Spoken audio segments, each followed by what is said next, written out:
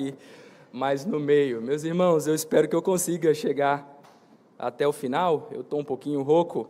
Eu peço que os irmãos abram a Bíblia no Salmo de número 5, para que nós façamos a leitura nesse texto da Palavra de Deus e sejamos depois edificados com a pregação. Salmo de número 5. Dando sequência à nossa exposição nos salmos que nós encontramos nas Escrituras. Eu já falei de diversos salmos aqui na igreja, já preguei coleções que ficam mais adiante no livro, aqueles salmos que são chamados salmos de aleluia, já falei também para os irmãos sobre os salmos de realeza, e já há algum tempo eu tenho pregado a partir do início, a partir do Salmo 1, e nós já estamos no Salmo de número 5, Eu gostaria que os irmãos acompanhassem a leitura desse texto que diz assim: Ao mestre de canto para flautas, Salmo de Davi. Dá ouvido, Senhor, às minhas palavras, e acode ao meu gemido. Escuta, Rei meu e Deus meu, a minha voz que clama, pois a ti é que imploro. De manhã, Senhor, ouves a minha voz. De manhã te apresento a minha oração e fico esperando. Pois tu não és Deus que se agrade com a iniquidade, e contigo não subsiste o mal. Os arrogantes não permanecerão à tua vista. Aborreces a todos os que praticam a iniquidade. Tu destróis os que proferem mentira. O Senhor abomina ao sanguinário e ao fraudulento. Porém eu, pela riqueza da tua misericórdia, entrarei na tua casa e me prostrarei diante do teu santo templo, no teu temor. Senhor, guia-me na tua justiça, por causa dos meus adversários. Endireita diante de mim o teu caminho, pois não tem ele sinceridade nos seus lábios. O seu íntimo é todo crimes, a sua garganta é sepulcro aberto, e com a língua lisonjeiam. Declara os culpados, ó Deus, caiam por seus próprios planos, rejeita-os por causa de suas muitas transgressões, pois se rebelaram contra ti. Mas regozijem-se todos os que confiam em ti, folguem de júbilo para sempre, porque tu os defendes. E em ti se gloriem os que amam o teu nome, pois tu, Senhor, abençoas o justo, e como escudo o cercas da tua benevolência. Vamos orar, meus irmãos. Ó Deus, nós te bendizemos porque tua palavra é verdadeira. Ela não nos esconde os sofrimentos que nós enfrentamos aqui na terra, os nossos muitos adversários.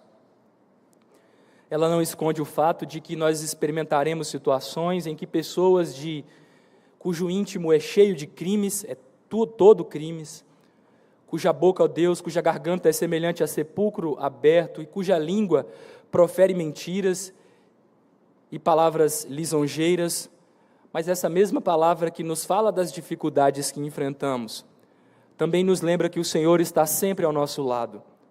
O Senhor nos cerca como escudo com sua benevolência. O Senhor nos cobre com as suas asas, como uma ave cobre os seus pintinhos. O Senhor sempre está nos protegendo. E é por isso, ó Deus, que todas as vezes que nós nos virmos em situações como esta, em que nós estivermos em situações difíceis, nós podemos dirigir a Ti a nossa oração, as nossas palavras, o nosso gemido, e aguardar e esperar, porque do Senhor vem a nossa salvação e do Senhor é a nossa esperança. Tem misericórdia de nós, ó Deus, e nos abençoa, e nos dá um coração que aprende da Tua palavra, que reconhece as benditas verdades que nós aprendemos nas Santas Escrituras. Tem misericórdia de nós e nos abençoa, em nome de Jesus é o que nós te pedimos. Amém. Irmãos, eu quero começar esse sermão com uma citação de Calvino sobre os Salmos. Essa é uma das minhas citações preferidas, talvez eu já a tenha falado alguma vez aqui num culto anterior, mas eu julgo essa citação de Calvino, do prefácio do livro dos Salmos, uma das mais belas a respeito de como o Senhor nos foi gracioso concedendo-nos este livro. Calvino diz assim, abro aspas, costumo chamar esse livro, penso que não de forma inapropriada, uma anatomia de todas as partes da alma, pois não há uma emoção da qual alguém esteja consciente que não esteja ali representada como no espelho, ou melhor, o Espírito Santo retratou ali, de modo fiel todas as aflições, tristezas, medos, dúvidas, esperanças, preocupações, perplexidades, em resumo, todas as emoções confusas com as quais as mentes dos homens costumam ser agitadas. Fecho aspas aqui. Essa longa frase de Calvino nos ensina uma verdade fundamental a respeito do livro dos Salmos. É que os Salmos cobrem toda a experiência humana, todas as experiências que em nossa alma nós experimentamos. Os Salmos falam sobre aquilo que nós gostamos e também sobre aquilo que nós não gostamos, das experiências que nos enchem de alegria e de outras experiências que, ao contrário, nos enchem de tristeza. De fato, nós não gostamos de ouvir, mas a vida real, a vida que nós experimentamos em nosso dia a dia, é uma vida na qual nós passamos por momentos que nos levam a hinos de louvor e adoração, como nós encontramos em muitos salmos, não é verdade? Celebrai com júbilo ao Senhor todas as terras, ou outras tantas passagens, cantai de júbilo ao Senhor, força nossa, o Salmo 81. Há ocasiões da nossa vida que nos levam a cantar hinos de louvor a Deus. Mas na vida nós não apenas experimentamos estas emoções, nós também experimentamos emoções confusas, situações de dificuldade, e os salmos também nos ensinam a respeito dessas circunstâncias, como o que nós acabamos de ler aqui. Eu tenho falado para os irmãos em todas as ocasiões que eu comecei, a partir do momento em que eu comecei a falar sobre o Salmo 1, que há um autor evangélico que afirma que os salmos são como um santuário literário, e que os portões deste santuário são os Salmos 1 e 2. Ali nós vemos os portais deste templo literário que o Senhor legou à sua igreja. E quando nós passamos dos portões, quando nós encontramos refúgio no Senhor, com o que nós lidamos em primeiro lugar? Talvez você imaginasse que ao passar pelos portões deste templo literário, você haveria de encontrar salmos de grande alegria. Mas eu não sei se os irmãos já notaram, do Salmo 3 até o Salmo 7, nós nos deparamos com salmos que costumamos chamar de salmos de lamento. O primeiro hino de louvor a Deus é o Salmo 8. Até lá, o Senhor Deus quer nos ensinar que a vida cristã é cheia de dificuldades. A vida cristã envolve conflito, oposição, inimizade entre o povo de Deus e seus adversários, entre Davi e os seus adversários. É por isso que, na minha pouca experiência cantando os salmos na igreja, nós não fazemos isso há tanto tempo, essa não é uma prática das igrejas brasileiras, isso tem sido resgatado há não muitos anos. Muitas pessoas ficam escandalizadas com o cântico de salmos, porque nós estamos habituados com músicas que são mais românticas, que são mais agradáveis, com rimas. Nós gostamos tanto de rima que estamos dispostos a errar o português para rimar. Querem ver? Nós cantamos há pouco o hino de número 19, e uma versão antiga dos nossos hinários dizia assim: dos altos céus, louvor a Deus ressoam. Louvor é uma palavra masculina, aliás, singular. E por que nós falamos louvor ressoam? Louvor ressoa. Mas por que a gente fala isso? Porque nós queremos rimar com os redimidos, com fervor, entoam. É esse o jeito que nós gostamos de fazer as coisas.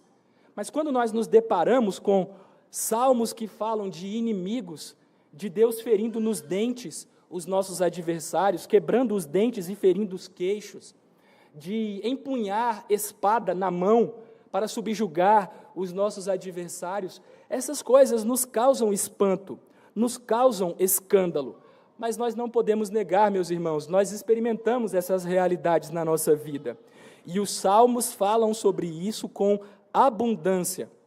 Eles falam tanto sobre isso que o primeiro livro dos Salmos, que vai até o capítulo 41, até o Salmo 41, é chamado por um estudioso reformado, o Palmer Robertson, de a seção a que ele denomina confrontação. Há muita confrontação, há muito conflito, há muita inimizade apresentada nestes salmos. não se começa com louvor e alegria. Os salmos não começam com louvor e alegria. Eles começam com lamento, com uma canção, eu gosto dessa expressão, canção de desorientação. Quando um servo de Deus está desorientado, porque está passando por um momento sombrio, quando inimigos, no caso aqui do Salmo de número 5, levantam-se contra Davi com língua insincera e virulenta. Os lamentos, portanto, tratam dos períodos que nós podemos chamar, e assim os puritanos se referiam a essas ocasiões, de a noite escura da alma. Todos nós experimentamos estes períodos, irmãos. Todos nós experimentamos. Essa mentalidade triunfalista que toma conta da maioria das igrejas evangélicas não condiz com nossa realidade. Nós enfrentamos dificuldades. Nós passamos por ocasiões que nos levam às lágrimas, à tristeza, ao pesar. E isso pode ser provocado por nossos pecados, como muitos lamentos demonstram, mas isso também pode ser provocado por inimigos estrangeiros, por situações difíceis provocadas, externos, melhor dizendo, inimigos externos, por situações provocadas por outros, por aqueles que são nossos adversários. Isso pode acontecer. Na introdução dos Salmos, o Salmo 1 e o Salmo 2, nós lemos sobre coisas impressionantes. Os justos que prevalecem, os ímpios que são expulsos da santa congregação, o Messias vencedor que domina sobre as nações com cetro de ferro. Mas depois de ouvir sobre essas coisas, nós começamos a ouvir sobre lamentos, sobre inimigos, sobre confrontação. Deus quer nos ensinar com estes salmos de abertura, que antes de experimentarmos a glória, nós experimentamos sofrimentos, que após a entrada do pecado no mundo, todos aqueles que querem servir a Deus de maneira genuína e piedosa, haverão de enfrentar dificuldades. Essa foi a história do ungido de Deus, o nosso Senhor Jesus Cristo, que experimentou a oposição dos homens, e essa também tem sido a história do povo de Deus. Mas a grande questão que nós devemos observar quando lemos salmos de lamento, salmos que descrevem a vida do povo de Deus diante das tribulações, é fazer a seguinte pergunta: como nós devemos proceder diante dessas dificuldades? Como nós devemos lidar com aqueles que proferem palavras destrutivas contra nós? E a resposta que nós encontramos em todos estes lamentos é que a arma principal do crente, a principal arma que o Senhor nos concedeu para tempos de tribulação é a comunhão com Deus através da oração. Nós devemos aprender a fazer como nosso Senhor Jesus Cristo, que quando ultrajado, quando palavras desonestas, quando palavras difamadoras eram proferidas contra ele, o que ele fazia? Diz o apóstolo Pedro: quando ultrajado, não revidava com ultraje, quando maltratado, não fazia ameaças, mas entregava-se àquele que julga retamente. Essa é a maneira como os crentes devem reagir aos seus períodos de tribulação. Nós devemos nos entregar em oração àquele que julga retamente. Nós devemos confiar as nossas causas, nós devemos apresentar as nossas queixas perante o Senhor, como nós cantamos e lemos em outros salmos: com a minha voz clamo ao Senhor, com a minha voz ao Senhor suplico, diante dele eu apresento a minha queixa. É isso que nós devemos fazer. Eu tenho dito isso também em sermões anteriores, que há ocasiões de perseguição e oposição em que precisamos apenas orar. É tudo o que nós podemos fazer.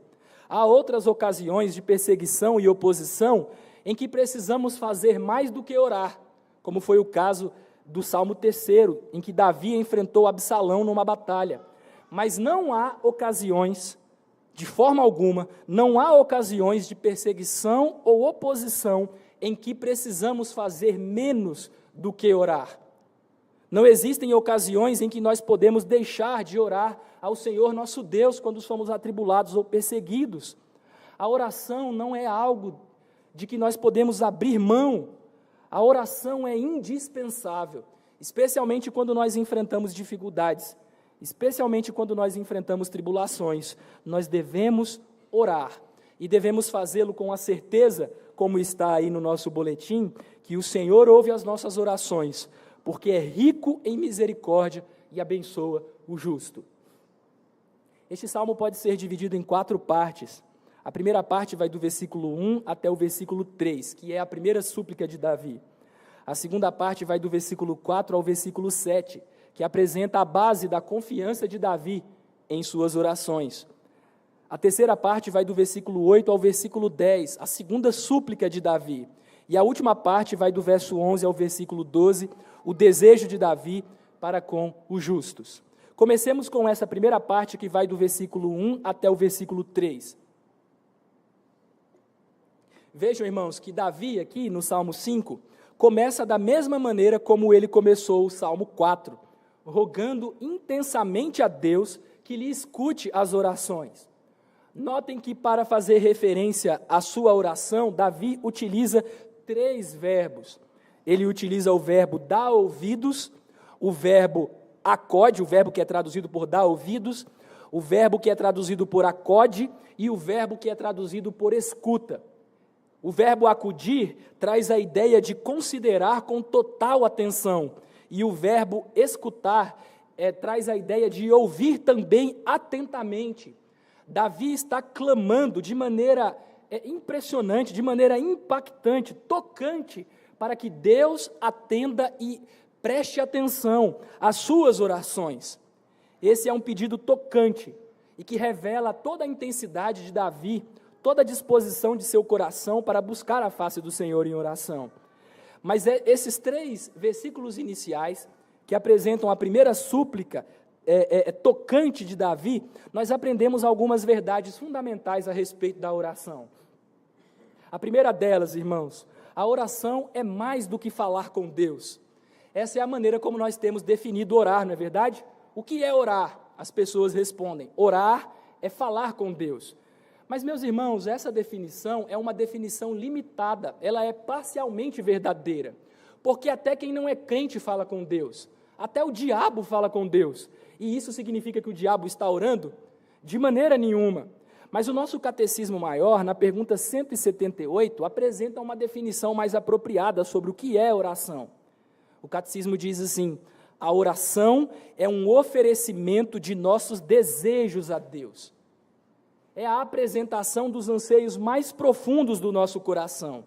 Orar, portanto, não é apenas falar com Deus, é derramar o coração com sinceridade perante a sua face.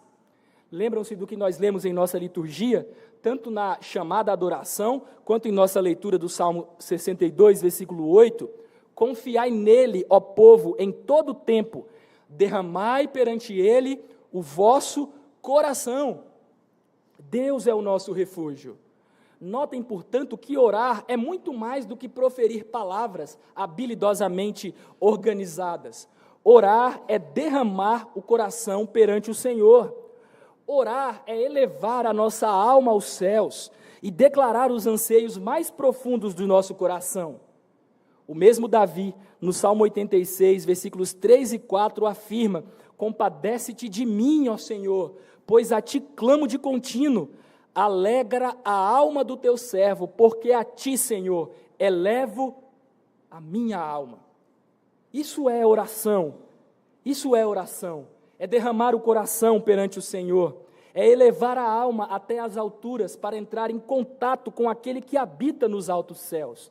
E é exatamente isso que Davi está fazendo nesses primeiros versos. Davi, nos versículos 1 a 3, utiliza expressões como minhas palavras, meu gemido, minha voz que clama, é a ti que eu imploro, a minha voz, a minha oração. Essas não são palavras, não são expressões de alguém que simplesmente conversa com o Senhor. São as palavras de um indivíduo que derrama o seu coração perante Deus, que oferece os seus desejos mais profundos diante do Senhor. Alguém que numa ocasião de grande estresse espiritual, a noite escura da alma, alguém profundamente atribulado se dirige a Deus e apresenta os seus anseios com grande intensidade. Isso é orar, irmãos. Isso é orar, é descortinar o coração perante a face do Senhor. E nós temos o hábito de gostar, e eu não estou dizendo que nós devemos orar de qualquer jeito ou utilizar palavras irreverentes, não é isso, mas o ponto mais fundamental é que as palavras dos nossos lábios devem refletir aquilo que se passa nas profundezas do nosso ser. Aquele fariseu que orava na parábola do fariseu e do publicano, orava muito bonito. Mas o que o Senhor Jesus diz a respeito dele? Aquele homem orava de si para si mesmo. Quem estava orando verdadeiramente? O homem que derramou seu coração a Deus, o homem que falou palavras sinceras, que não escondeu seus pecados, que disse: Senhor, eu não tenho coragem nem de levantar o rosto, eu bato no peito e digo: sê propício a mim, um pecador. Essa é uma oração genuína, o derramar do coração, um elevar da alma ao Senhor, para apresentar os desejos e anseios mais profundos do que estão no nosso ser. Mas notem que, além de revelar que orar é muito mais do que falar com Deus, estes primeiros 3 versículos também nos ensinam a respeito da intimidade de Davi com o Senhor. Vejam que, ao se referir a Deus, Davi usa as expressões Rei meu e Deus meu. Olhem no versículo 2, escuta, Rei meu e Deus meu. Aqui nós encontramos palavras de alguém que é íntimo do Senhor. Elas apontam para o fato de que Davi não está se dirigindo a um Deus apenas como soberano da criação, distante, afastado, frio. Pelo contrário, Davi está se dirigindo àquele que é o soberano de seu povo, que é o cabeça, o governante de seu povo, e que ama o seu povo, e que deu ao seu povo o privilégio de se dirigir a ele, dizendo: o Senhor é o meu rei, o Senhor é o meu Deus. Não é simplesmente o Senhor é o rei de todas as pessoas, de todas as nações, de toda a criação. O Senhor é o Deus acima de todos os deuses, o único Deus vivo e verdadeiro. Não é apenas isso. Davi diz que esse Deus é o seu Deus, é o seu rei. Ele se dirige a Deus de maneira pessoal.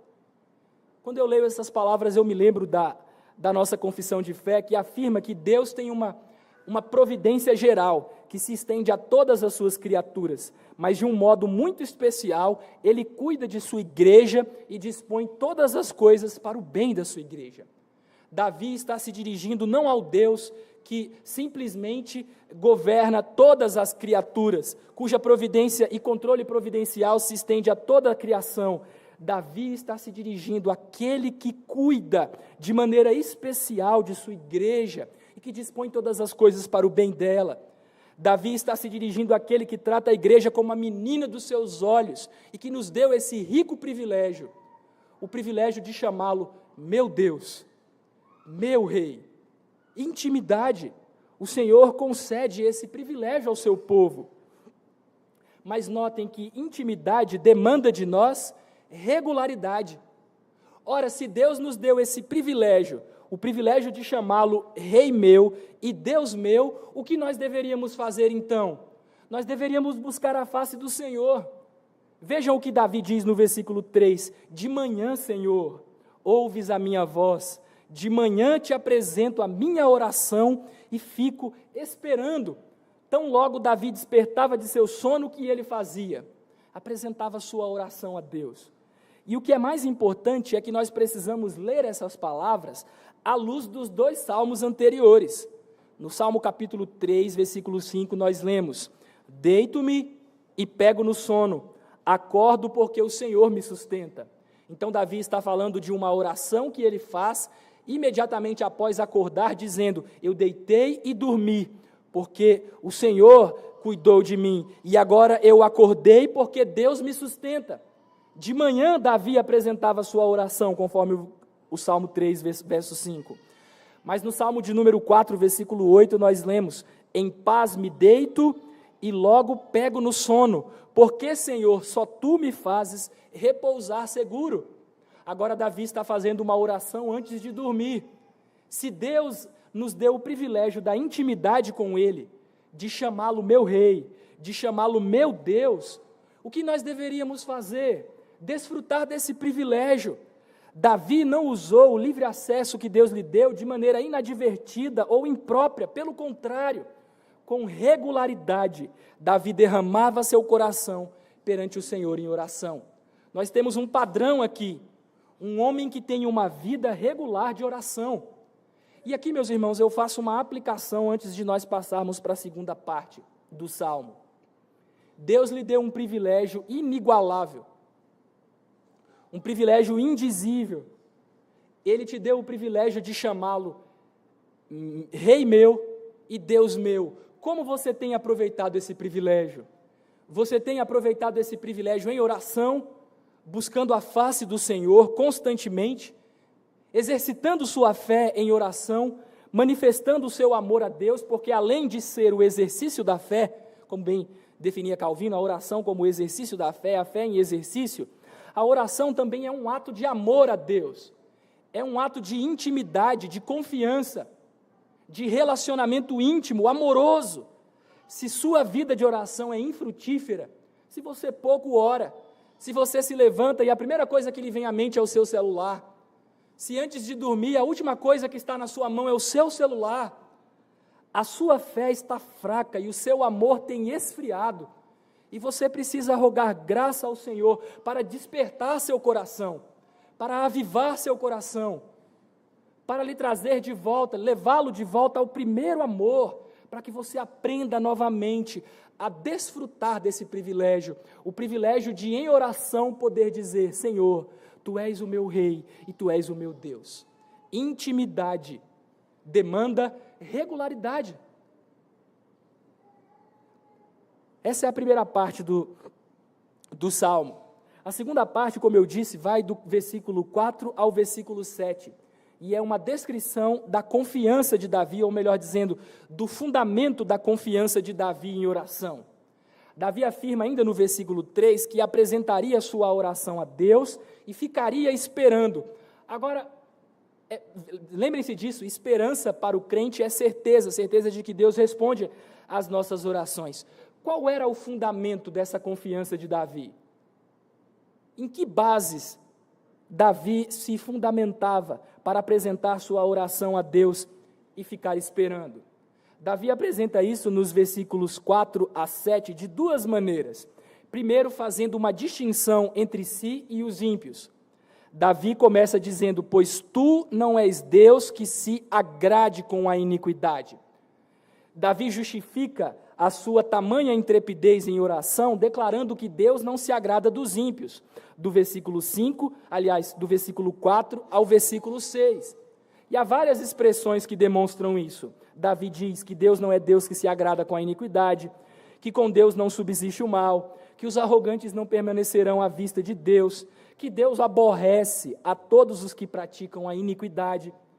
E essa expressão, Deus aborrece a todos os que praticam a iniquidade, lança por terra aquela velha frase que nós gostamos de repetir, que o Senhor odeia o pecado, porém ama o pecador. Este salmo diz o exato oposto. Este salmo diz que Deus aborrece o pecador. Agora, porque, vejam, meus irmãos, às vezes nós não raciocinamos e falamos as coisas sem pensar.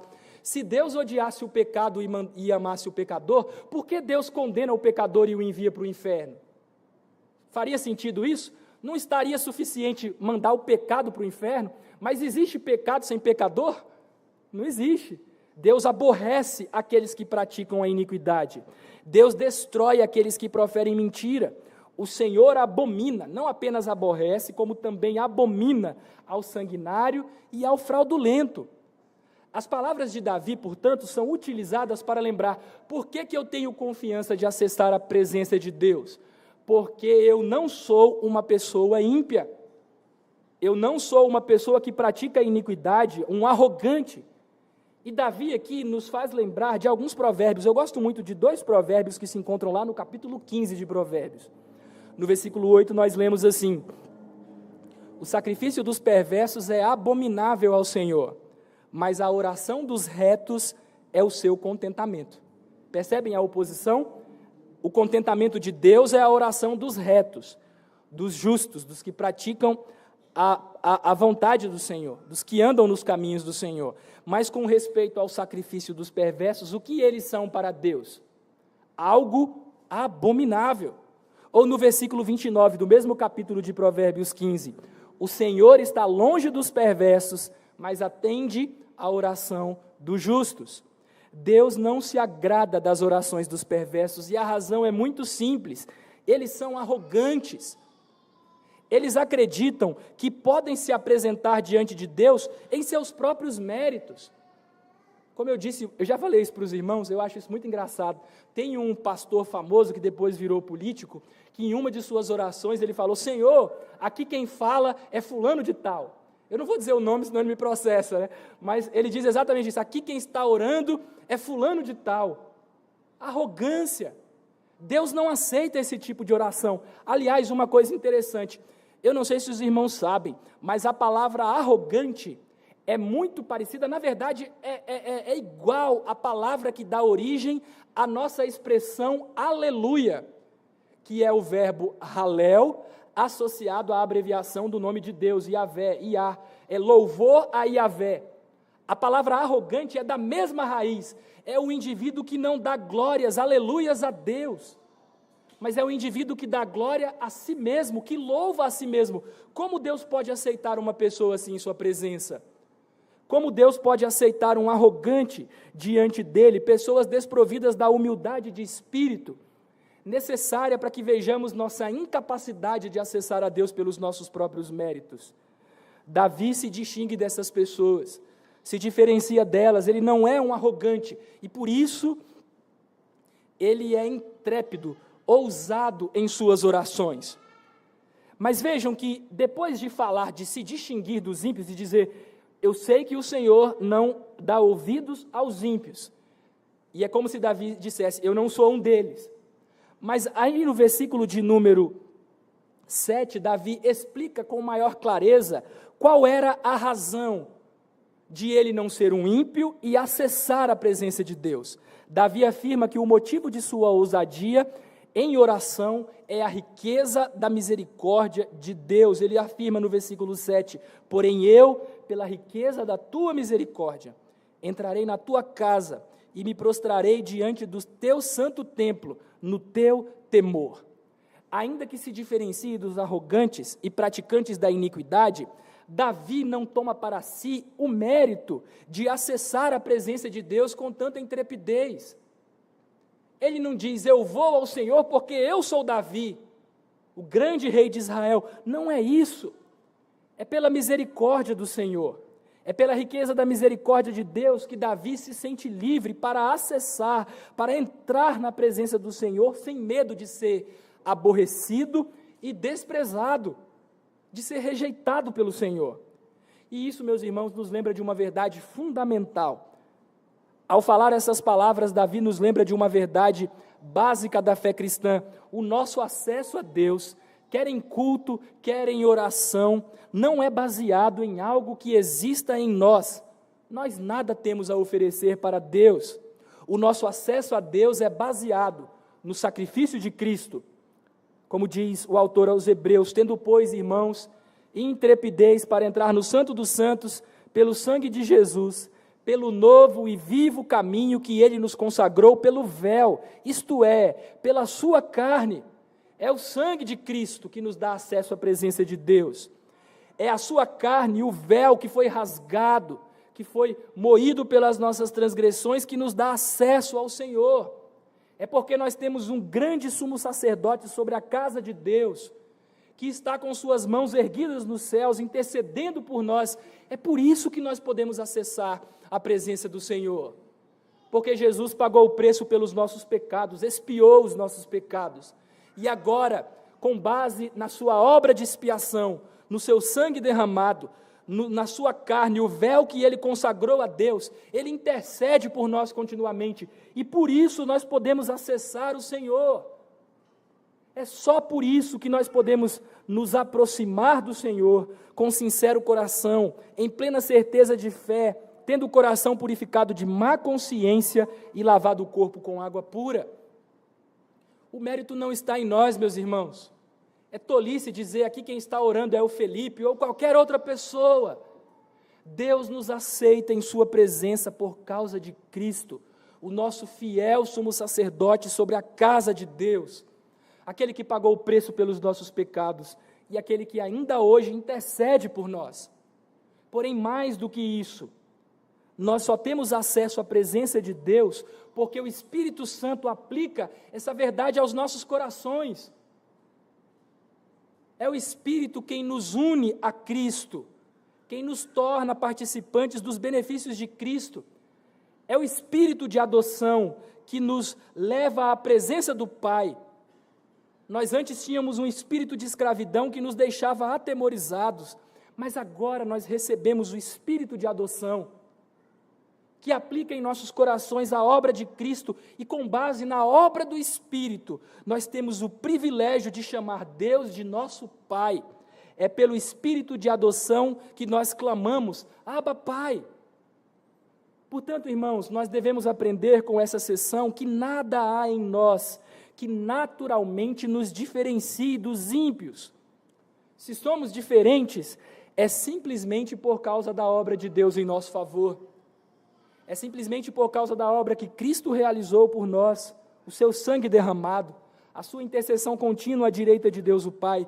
É somente por causa da obra de Cristo e da obra do Espírito de adoção que nós temos livre acesso para, com intrepidez, entrar na presença de Deus em oração, sem medo, sem temor, sem preocupação com rejeição, ou com a santa ira, indignação e aborrecimento, o santo ódio de Deus. Não há nada em nós, irmãos, não há nada em nós, é pela riqueza da misericórdia do nosso Deus. É pela graça do Senhor, manifesta na obra de Cristo e na obra do Espírito de adoção que habita nos nossos corações e que nos leva a aclamar, Abba, Pai. É isso que deu a Davi, foi isso que deu a Davi, intrepidez para acessar a presença do Senhor. E é isso que ainda hoje nos dá intrepidez, ousadia, que nos torna audazes para entrar na presença de Deus na certeza de que Ele vai ouvir as nossas orações, que Ele é o nosso Pai, que Ele é o nosso Deus e o nosso Rei. Essa é a segunda parte. A terceira parte do Salmo vai do versículo 8 ao versículo 10. E nessa parte nós temos a segunda súplica de Davi a Deus. Na verdade, nós temos uma lista de pedidos aqui, nos versos 8 a 10. Mais uma vez, Davi suplica ao Senhor, só que de maneira diferente da maneira como fizera nos versículos 1 a 3. Dos versos 1 a 3, especialmente nos dois primeiros versos, Davi fala de maneira geral. Ele fala de modo geral sobre suas palavras e sobre os seus gemidos. Mas aqui, do versículo 8 ao versículo 10, Davi apresenta pedidos especiais, específicos por si mesmo e contra os seus arrogantes adversários, aqueles homens sanguinários e fraudulentos que ele cita nos versículos anteriores. Vejam, Davi começa orando por sua vida, rogando por sua vida.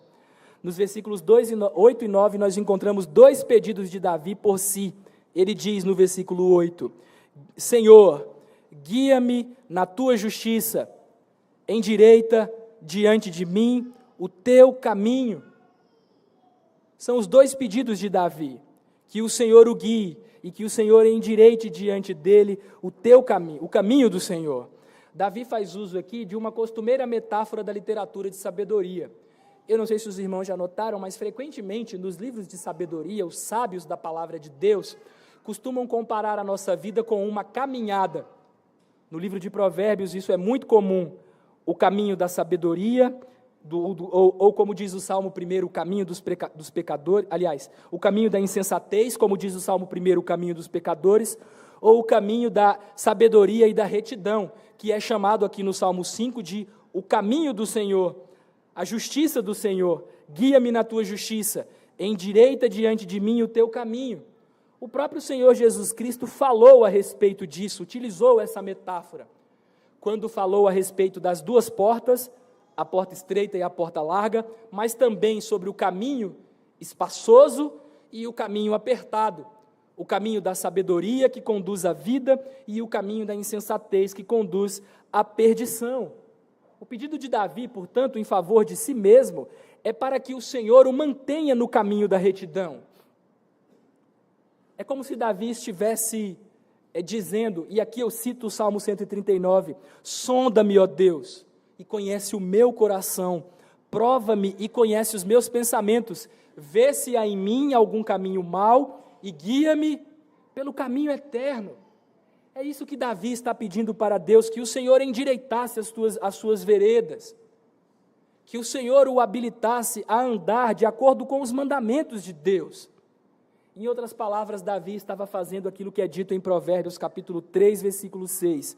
Reconhece-o, isto é, reconhece a Deus, em todos os teus caminhos, e Ele endireitará as tuas veredas. É isso que Davi está pedindo a Deus. Senhor, me faz andar em retidão, me faz andar no teu caminho, me faz andar nos caminhos da tua justiça. E por que Davi faz isso? Ele explica, é por causa dos seus adversários, no versículo 8. E no versículo 9 ele diz que aqueles homens não tinham sinceridade nos lábios, o íntimo deles era todo crimes, a garganta era um sepulcro aberto, e com a língua eles lisonjeavam. Por que que Davi, então, pede a Deus que mantenha o seu caminho reto?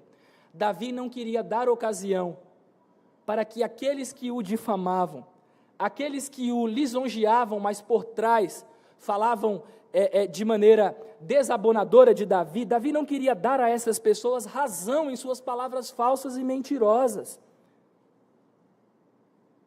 Ele não queria que aqueles homens tivessem razão. Davi é um homem mau, e em seus caminhos ele comprovasse isso. Pelo contrário, Davi desejava, e vejam, irmãos, nós não podemos evitar, nós não podemos impedir, melhor dizendo, que as pessoas falem mal de nós.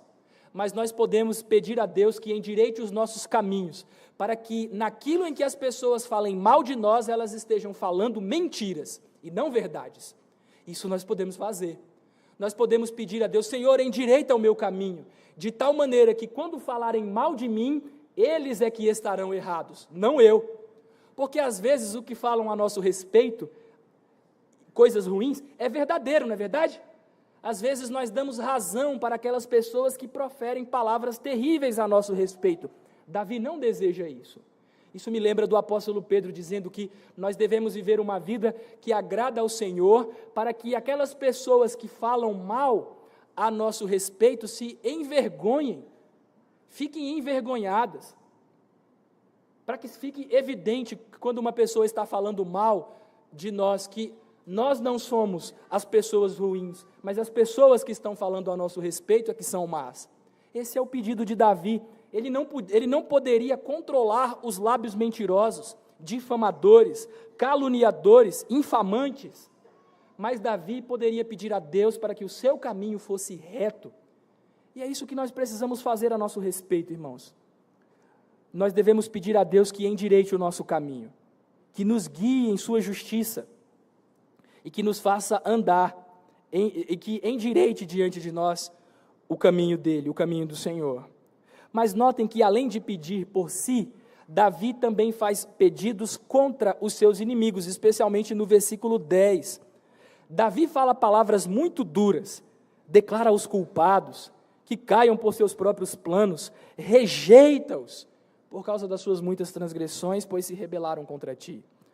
A primeira impressão que nós temos quando lemos essas palavras é que Davi está contrariando o mandamento de nosso Senhor Jesus Cristo.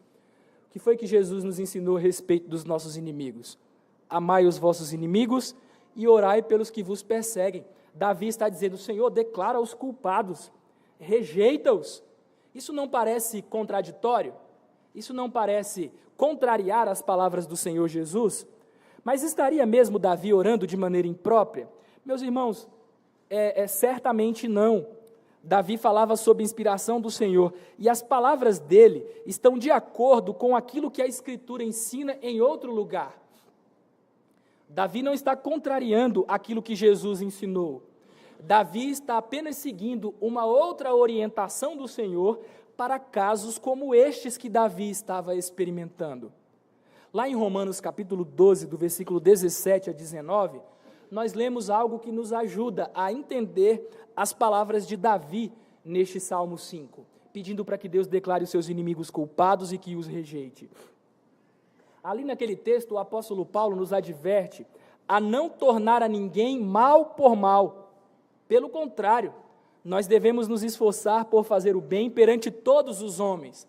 Mais do que isso, se possível, quanto depender de vós, tende paz com todos os homens. Esse deve ser o nosso esforço pessoal. O não retribuir mal com o mal, mas fazermos o bem e procurarmos a paz. Mas e quando isso não é possível? E quando as pessoas teimam em nos difamar, em nos destruir a reputação, em proferir palavras mentirosas a nosso respeito, o que nós devemos fazer? Tomar justiça com as próprias mãos? É isso que nós devemos fazer? Quando há ocasião para nós defendermos o nosso bom nome, isso é um dever que nós temos, como nos ensina a exposição do Catecismo Maior sobre o 9º mandamento. Mas e quando isso não é possível, o que nós devemos fazer? Vingarmos-nos? Não, o apóstolo Paulo segue dizendo: não vos vingueis a vós mesmos, amados, mas dai lugar à ira, porque está escrito: a mim me pertence a vingança, eu é que retribuirei, diz o Senhor. Quando as pessoas teimam em nos fazer mal, e não está em nosso poder uma defesa do nosso bom nome, o que nós devemos fazer? Entregar a nossa causa nas mãos do Senhor. Nós devemos dar lugar à ira. Qual ira? A nossa? Não, a ira de Deus. Nós devemos nos lembrar que está escrito na palavra de Deus que a vingança pertence ao Senhor. É Deus quem retribui, é Deus quem recompensa. O que Davi está fazendo, portanto, aqui? Aquilo que a palavra de Deus nos ensina: Senhor, eu não vou me vingar dos meus adversários. Davi não estava numa batalha, numa guerra justa, em que ele poderia brandir a sua espada.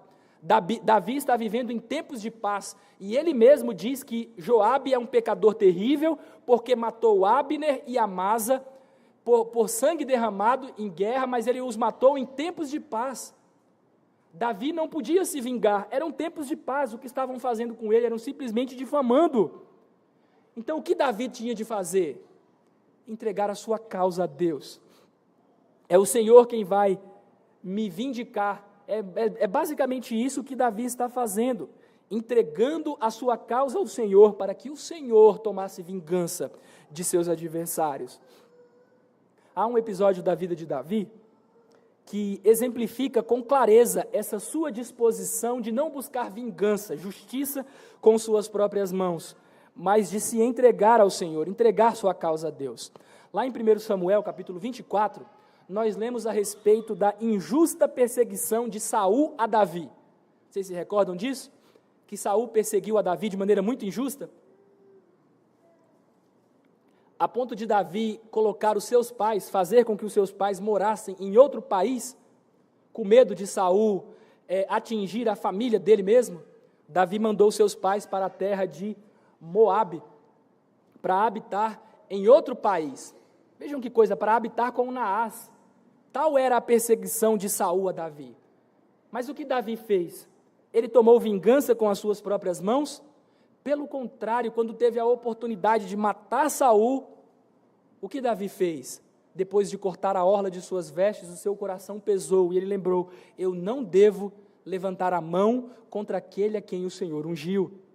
E Davi diz em 1 Samuel, capítulo 24, versículo 12, vejam se esse texto não se assemelha ao que nós lemos no Salmo 5, versículo 10. Davi diz assim para Saul: julgue o Senhor entre mim e ti, e vingue-me o Senhor a teu respeito, porém a minha mão não será contra ti. E no versículo de número 15 de 1 Samuel 24, seja o Senhor o meu juiz, e julgue entre mim e ti, e veja, e pleiteie a minha causa, e me faça justiça, e me livre da tua mão. Ao pedir que os seus adversários fossem declarados culpados e que Deus os rejeitasse, que eles caíssem por suas próprias tramas, que eles caíssem em seus próprios planos, Davi está simplesmente dizendo para Deus: eu não vou fazer vingança, justiça com as minhas próprias mãos, eu vou entregar a minha causa ao Senhor, e o Senhor haverá de me vindicar. Meus irmãos, quando nós estamos diante de adversários terríveis, que teimam em nos perseguir, e nós nada podemos lhes fazer, nós não devemos tomar em nossas mãos, ou cultivar em nosso coração o desejo de vingança, mas nós devemos entregar a nossa causa, a nossa queixa, perante o Senhor, porque a Ele pertence a vingança, Ele é quem haverá de retribuir, Ele é quem haverá de vindicar a nossa causa. Essa é a terceira sessão. A última sessão é o desejo de Davi para os justos, os versos 11 e 12. Davi termina esse salmo expressando o seu desejo em relação aos seus irmãos, aqueles a quem ele denomina de justos, no último verso, no versículo 12. Ele descreve essas pessoas como crentes. Vejam o que ele diz no versículo 11. Mas regozijem-se todos os que confiam em ti.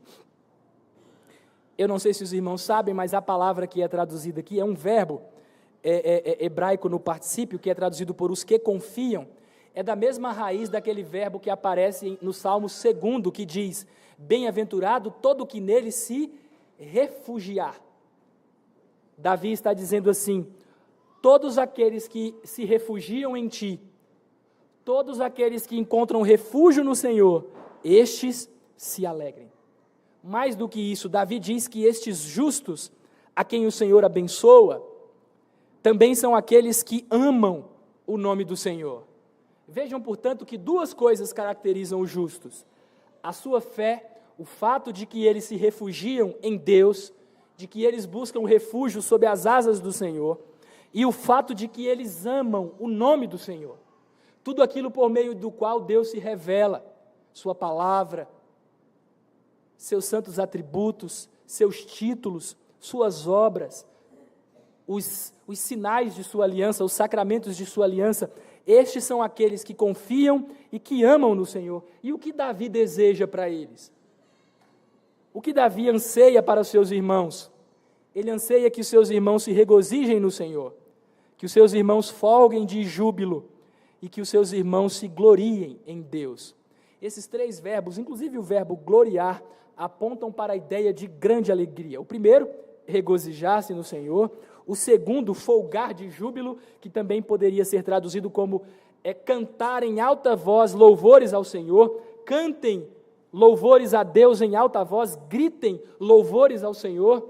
Não é um cântico xoxo, sabe, quando às vezes a gente vem para a casa de Deus e canta de maneira sem graça. Não é isso que Deus demanda daqueles que confiam nele e que o amam. Eles devem se regozijar, eles devem folgar de júbilo, cantar louvores em alta voz, eles devem exultar. É assim que o verbo gloriar-se poderia ser traduzido. Eles devem exultar no Senhor. Estes três verbos, portanto, demonstram que o anseio de Davi para com os servos de Deus era que eles tivessem a alegria da salvação, o gozo do Espírito, a genuína alegria que só o Espírito Santo pode conceder àqueles que temem o nome do Senhor, que se refugiam em Cristo. É isso que Davi deseja para os seus irmãos na fé, para aqueles que, como ele, amavam o nome do Senhor. E qual é a razão para um louvor tão exuberante? Para esse desejo de Davi, de que seus irmãos cantassem a Deus, louvassem a Deus com tanta alegria. Davi deseja isso em virtude do que o Senhor fez e faz por nós. Vejam o que o texto diz.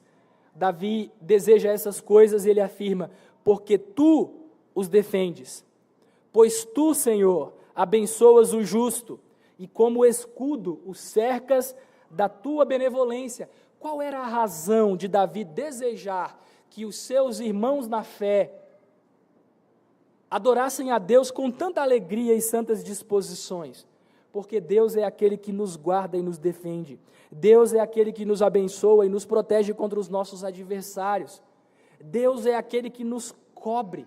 É assim que nós poderíamos traduzir o verbo defender, que aparece aí no versículo 11, porque tu os defendes. A ideia é que, porque tu o cobres. Tu os cobres. Deus cobre aqueles que o amam, aqueles que encontram refúgio nele. Isso nos lembra do Salmo 91. O Salmo 91, que é tão conhecido de todos nós, o versículo 4 diz assim: cobrir-te-á com as suas penas. É o mesmo verbo que é traduzido no Salmo 5 por defender. Cobrir-te-á com as suas penas, e sob suas asas estarás seguro. A sua verdade é pavês e escudo. Deus nos cobre como uma ave, que coloca debaixo de suas asas os seus pintinhos para protegê-los, para livrá-los do perigo daqueles que o atacam, que atacam seus filhotes. Meus irmãos, é por isso que nós devemos adorar a Deus com tanta alegria. É por isso que nós devemos expressar um louvor tão exuberante ao Senhor. Deus nos cobre com as suas asas, Ele nos defende. Deus nos abençoa, Deus abençoa o justo, e como um escudo, e o que é admirável é que o Senhor é um escudo que nos defende por todos os lados. Eu já falei isso ao tratar do Salmo 3. Os escudos humanos, se colocados à frente, não podem defender a retaguarda e as laterais, e nem a cabeça. Se colocados na cabeça, não podem defender o resto do corpo, mas o Senhor é um escudo que nos cerca por todos os lados. Ao nosso redor, Deus nos cerca como um escudo com sua benevolência. É por isso que nós devemos adorar a Deus, porque Ele nos abençoa e nos protege contra os nossos adversários. Já chegando ao final, eu quero fazer algumas aplicações. Graças a Deus eu consegui chegar até o final. E quando eu fico rouco, eu dou uma vontade de falar mais alto, só piora a situação, né? Eu vou tentar falar mais baixo agora no final. Meus irmãos, a minha primeira aplicação é a seguinte: o livro dos Salmos nos lembra que a vida piedosa envolve inimigos, sofrimentos, angústias e tribulações. Ele nos dá uma visão realista da vida aqui na terra. Nós estamos sempre numa tensão, porque nós já recebemos muitas bênçãos de Deus, mas ainda não as recebemos de maneira completa. Enfrentamos inimigos e muitas desventuras nessa vida. Os Salmos nos apresentam uma versão real da vida cristã.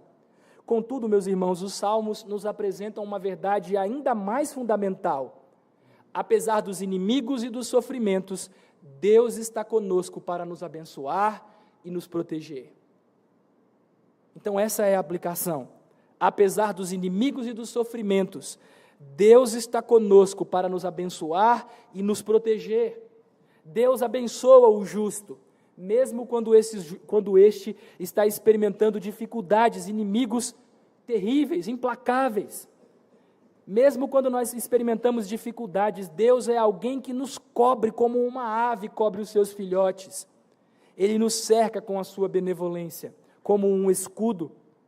O Salmo 5 fala sobre gemido, sobre homens arrogantes, que lisonjeiam com os lábios, cujo interior é todo crimes, cuja garganta é um sepulcro aberto, inimigos do povo de Deus. Nós não podemos negar essa realidade. Inimigos existem e às vezes eles estão dentro da igreja, como era o caso de Absalão no Salmo 3.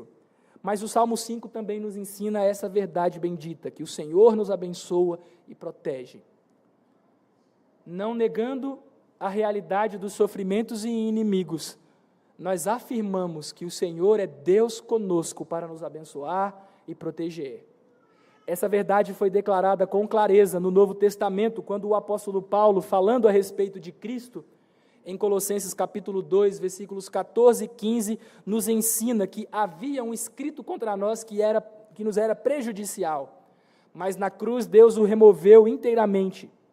E mais, no versículo 15, o apóstolo Paulo diz que na cruz, despojando os principados e as potestades, Cristo publicamente os expôs ao desprezo, triunfando deles na cruz. A cruz é uma manifestação dessa realidade. Nós temos inimigos, e às vezes eles estão dentro do nosso próprio coração, não é verdade? Os nossos pecados. Mas esse texto também nos ensina que o nosso Senhor Jesus Cristo triunfou sobre eles.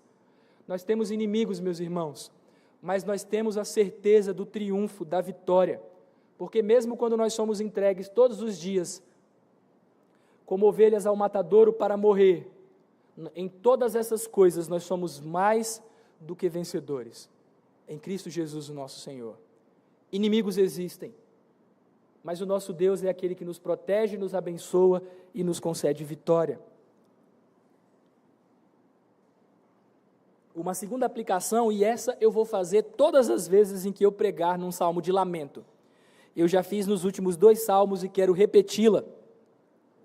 Os salmos de lamento nos ensinam, nos falam de sentimentos e experiências, mas que estas experiências tristes, difíceis, mas essas experiências não podem determinar a realidade. O que eu quero dizer com isso, irmãos? Eu estou afirmando que sentimentos e experiências pessoais não determinam a realidade. O que eu quero dizer com isso? Frequentemente nós experimentamos situações, passamos por circunstâncias que parecem sugerir que Deus nos abandonou, a ponto de nós exclamarmos como Davi, de forma intensa: dá ouvido, Senhor, acode ao meu gemido, escuta, Rei meu, porque a minha voz clama a Ti, é a Ti que eu imploro. Às vezes nós temos a sensação, o sentimento, a experiência de que Deus nos abandonou. Às vezes nós passamos pela noite escura da alma, em que nos sentimos desamparados por Deus, abandonados pelo Senhor. Mas os nossos sentimentos, estes sentimentos, não podem determinar a realidade, eles não têm a palavra final. Quem tem a palavra final é a palavra de Deus. Deus tem a palavra final e Ele nos deu essa palavra nas Escrituras. Deus prometeu estar conosco sempre, mesmo quando nós enfrentamos tribulações. Mesmo quando nós enfrentamos tribulações. Há muitas passagens das Escrituras que nos dizem que Deus jamais nos abandona. Mesmo quando nosso pai ou nossa mãe nos desamparam, o Senhor nos acolhe, diz o salmista no Salmo 27, verso 10. Em Isaías capítulo 49, versículos 15 e 16, Deus disse que, mesmo que uma mãe se esqueça do filho a quem amamenta, o Senhor não se esquece de nós. Nós estamos nas palmas das mãos dEle, porque nós fomos lá gravados. Nós devemos sempre nos lembrar disso, quando estivermos passando pela noite escura da alma, quando enfrentarmos tribulações, quando enfrentarmos inimigos, e aquele sentimento, aquela sensação de que Deus nos abandonou, surgir em nosso coração, não deixe que sua experiência determine a sua realidade. Lembre-se da palavra de Deus. E a palavra de Deus é que mesmo em ocasiões de lamento, o Senhor, mesmo na noite escura da alma, mesmo quando nós estamos espiritualmente estressados, desorientados, Deus abençoa o justo. Deus defende aqueles que o amam e que confiam nele. Mais do que isso, como o escudo, Deus nos cerca com sua benevolência. É a palavra de Deus que deve determinar a realidade, irmãos. Não os nossos sentimentos, não as nossas experiências, não as nossas sensações, mas a palavra de Deus. Ela tem, a Santa Escritura tem a palavra final. E eu encerro com uma terceira aplicação, dizendo que o nosso acesso a Deus depende da justiça de Cristo. Eu já falei isso, mas repito, meus irmãos, nós não nos achegamos a Deus pelos nossos méritos, mas por causa do Senhor Jesus Cristo. No Catecismo Maior, na pergunta 180, nós aprendemos o que é orar em nome de Cristo. Orar em nome de Cristo é, em obediência ao seu mandamento e em confiança nas suas promessas, pedir a misericórdia por amor dele, não por mera menção de seu nome, porém derivando o nosso ânimo para orar, a nossa coragem, força e esperança de sermos aceitos em oração de Cristo e sua mediação. É Cristo e sua mediação que nos dão livre acesso, a certeza de que nós seremos aceitos perante o Senhor, quando nós nos colocarmos diante dele para orar. Tome cuidado, Deus não aceita os arrogantes, mas aqueles que são humildes de espírito e que reconhecem a sua dependência da justiça do Senhor Jesus Cristo. Estes, certamente, podem entrar na presença de Deus cheios de ousadia e confiança, instados pelo Espírito de adoção, que nos incita e nos leva a aclamar: Abba, Pai. Que Deus tenha misericórdia de nós e nos abençoe, e nos dê a graça de termos uma vida frutífera de oração, com base na obra bendita do nosso Salvador, aplicada aos nossos corações.